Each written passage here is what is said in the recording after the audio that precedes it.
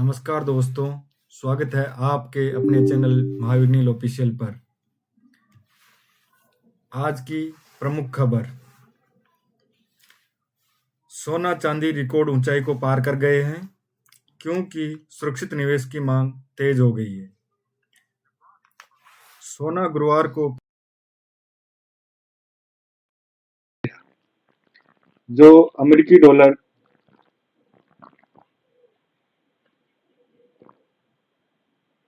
के पार पहुंच गया, जो अमेरिकी डॉलर के कमजोर होने, अमेरिका ईरान तनाव बढ़ने और फेडरल रिजर्व की आक्रामक डील की उम्मीदों से प्रेरित ऐतिहासिक तेजी का विस्तार है।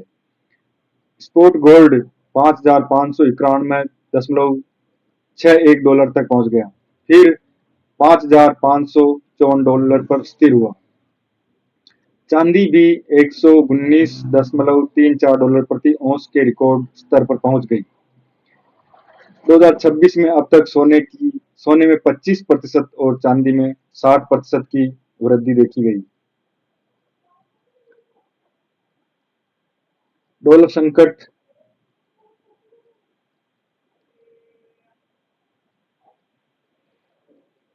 और फेड का फैसला, अमेरिकी डॉलर 4 साल के निचले स्तर पर गिरा, जिसे राष्ट्रपति ट्रंप ने स्वागत योग्य बताया। फेडरल रिजर्व ने ब्याज दरें 3.5% से 3.75% पर स्थिर रखी, जबकि दो गवर्नर कट चाहते थे।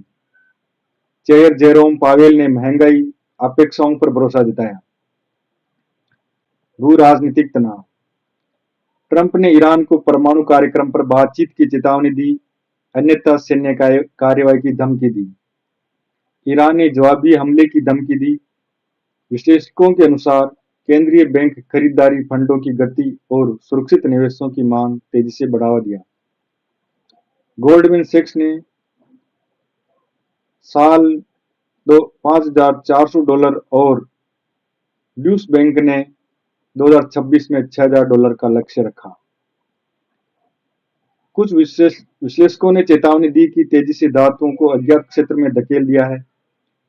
एड यार्डेनी ने बाजारों को टूटा हुआ बताया, जबकि निक्की सील्स ने असामान्य अस्थिरता और तरलता प्रवाह पर जोर दिया। शंघाई हांगकांग ने खुदरा निवेशक दुकानों में उमड़ पड़े। डॉलर की कमजोरी आमतौर पर रुपए को मजबूत करने वाली होनी चाहिए, लेकिन जनवरी 2026 में भारतीय रुपए ने रिकॉर्ड निचले स्तर पर व्यापार किया। 29 जनवरी 2026 को यूएसडी आईएनआर लगभग 91.79 से 91.99 के बीच रहा, जो ऐतिहासिक निचला स्तर 92 के करीब पहुंचा। 28 जनवरी को यह 91.7370 पर बंद हुआ। महीने में 2% और साल में 2% की कमजोरी दिखाई। डॉलर कमजोरी के बावजूद रुपए क्यों कमजोर? फॉरेन फंडों की बिकवाली, एफआईआई आउटफ्लो, घरेलू शेयर बाजारों की कमी, कच्चे तेल की ऊंची कीमतें, अमेरिकी बॉन्ड यील्ड वृद्धि ने रुपए पर दबाव बनाया। विदेशी संस्थागत निवेशकों, एफआईआई की लगातार बिक्री और वैश्विक जोखिम से बचाव ने रुपए को 92 रुपए के निचले स्तर पर धकेला। आरबीआई ने हस्तक्षेप किया, लेकिन एशियाई मुद्राओं की सामान्य कमजोरी ने राहत सीमित रखी।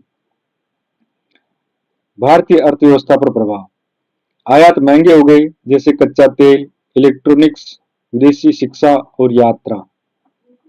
निर्यातकों को लाभ मिला। गोल्डमैन सैक्स ने अगले साल 94 का लक्ष्य रखा। ट्रंप ने टैरिफ और कॉर्पोरेट हेजिंग से दबाव बढ़ा। आरबीआई रिजर्व बढ़ा सकता है। आरबीआई ने जनवरी 2026 को रुपए को स्थिर करने के लिए सक्रिय हस्तक्षेप किए। डॉलर की बिक्री और तरलता इंजेक्शन मुख्य कदम रहे।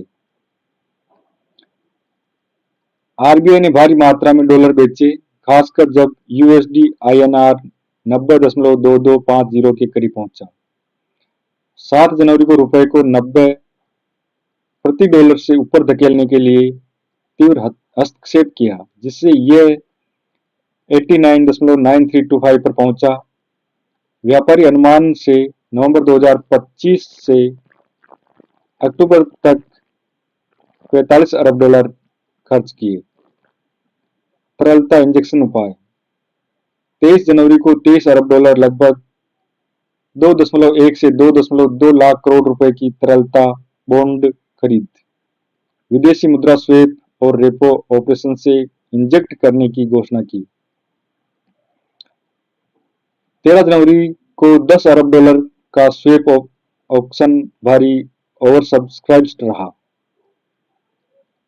नीतिगत स्थिरता रिपो रेट को 5.25% पर स्थिर रखा, जो 2026 पर जारी रहने की उम्मीद। यह विकास समर्थन, रुपए रक्षा और तरलता प्रबंधन संतुलित करता है। एफआईआई आउटफ्लो और वैश्विक दबाव के बावजूद हस्तक्षेप जारी। रुपए के अवमूल्यन के मुख्य कारण जनवरी 2026 में भारतीय रुपए के अवमूल्यन के पीछे कई वैश्विक और घरेलू कारक जिम्मेदार हैं। विदेश निवेश बहिर्वाह एफआईआई विदेशी संस्थागत निवेशकों ने शेयर बाजारों से भारी निकासी की, लगभग 1.48 लाख करोड़ रुपए, जिससे डॉलर की मांग बढ़ी। अमेरिकी बॉन्ड यील्ड में वृद्धि ने निवेशकों को डॉलर संपत्तियों की ओर खींचा।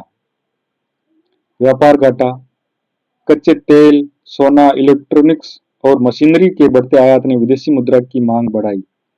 अक्टूबर 2025 में निर्यात 11.8% गिरे, जबकि आयात 16.6% बढ़े। डॉलर की कमजोरी के बावजूद एशियाई मुद्राओं की सामान्य कमजोरी, ट्रंप टैरिफ की आशंका और भू राजनीतिक तनाव यूएस ईरान ने दबाव बनाया। सोने की तेजी ने भी आयात बिल बढ़ाया। घरेलू कारक उच्च मुद्रास्फीति, अंतर, शेयर बाजार की कमजोरी और आयातकों की डॉलर हेजिंग ने रुपए को 92 के रिकॉर्ड निचले स्तर तक धकेला। रुपए के अवमूल्यन से प्रभाव भारतीय अर्थव्यवस्था पर रुपए के अवमूल्यन से भारतीय अर्थव्यवस्था पर सकारात्मक और नकारात्मक दोनों प्रभाव पड़ते हैं। जनवरी 2026 में 92 के निचले स्तर ने आयात महंगे कर दिए। नकारात्मक प्रभाव आयात बिल बढ़ा, खासकर कच्चे तेल। भारत 85% आयात करता है, सोना, इलेक्ट्रॉनिक्स और दवाओं पर, जो मुद्रास्फीति को 5.5% तक धकेल सकता है। विदेशी शिक्षा, यात्रा और रेमिटेंस महंगे। कॉर्पोरेट लाभ प्रभावित, जैसे टीसीएस का Q3 मार्जिन 1.5% गिरा।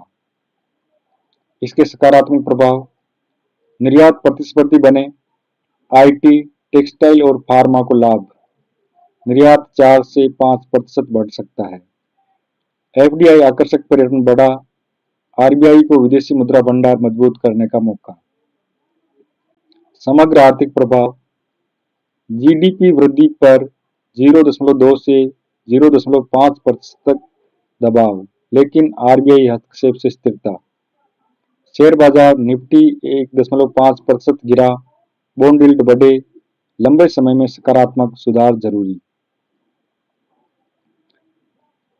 रुपए के अवमूल्यन पर संसद और सार्वजनिक मंचों पर सरकार से पूछे जा सकने वाले सवाल। नीति और हस्तक्षेप रुपए को 92 के रिकॉर्ड निचले स्तर पर पहुंचने से रोकने के लिए सरकार और आरबीआई की संयुक्त रणनीति क्या है? एफआईआई आउटफ्लो रोकने हेतु पूंजी नियंत्रण या प्रोत्साहन पैकेज पर विचार क्यों नहीं हो रहा है? कच्चे तेल आयात बिल बढ़ाने से मुद्रास्फीति नियंत्रण के लिए ऊर्जा सुरक्षा योजना क्या है? सोने चांदी की कीमत पर वृद्धि आयात शुल्क कम करने या वैकल्पिक भंडारण नीति क्यों नहीं? रुपए अवमूल्यन से जीडीपी वृद्धि पर 0.2 से 0.5% दबाव पड़ने का अनुमान सही है, तो सुधार पैकेज कब घोषित होगा? आयातकों विशेषकर एसएमईएस को हेजिंग सब्सिडी या ऋण राहत क्यों नहीं दी जा रही? वैश्विक कारक। अमेरिकी डॉलर संकट और टैरिफ के खिलाफ भारत अमेरिकी व्यापार समझौते की प्रगति क्या है? यूएस ईरान तनाव से कच्चे तेल कीमतों पर निर्भरता घटाने हेतु वैकल्पिक स्रोतों की योजना। दीर्घकालिक उपाय। व्यापार घाटा कम करने हेतु निर्यात प्रोत्साहन योजना 2026 में कितना लक्ष्य बढ़ाएगी?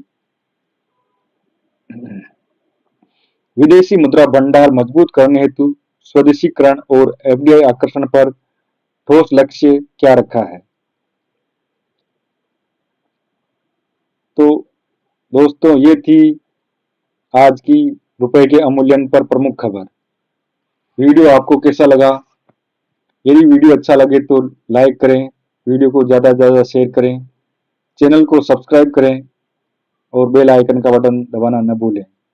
धन्यवाद।